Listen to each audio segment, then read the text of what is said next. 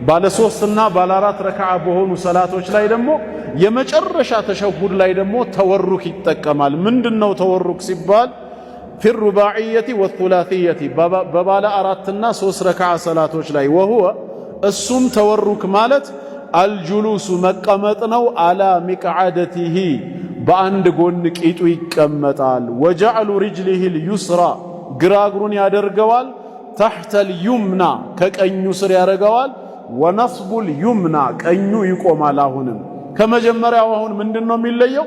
የግራግር ሁኔታ ብቻ ነው። የመጀመሪያው ተሸሁድ ወይ በሁለት ስጁዶች መሃል ግራ ይነጠፍና ቀኝ ይቆማል እላዩ ላይ ይሆናል ብለን ነበር። የመጨረሻ አራተኛና ሶስተኛ ረክዓ ላይ ምን አዲስ ነገር ተገኘ ሲባል ቀኙ አሁንም እንደቆመ ነው። ነገር ግን ግራውን አሳልፎ በቀኙ ስር ሲያደርገው እዚህ በሆነው ባዶ ቦታ የግራ ቂጡ ሄዶ መሬቱን ይነካዋል። ተግባባናው? የግራ ቂጡ ሄዶ ሲነካው እግሩ አልፎ ወደ ቀኙ ስር ይሆናል። ይሄንን ከቻለ ማድረጉ ሱና ነው፣ ግዳጅ አይደለም፣ የተወደደ ተግባር ነው። እንዲህ አይነቱ ተወሩክ ተብሎ ይጠራል።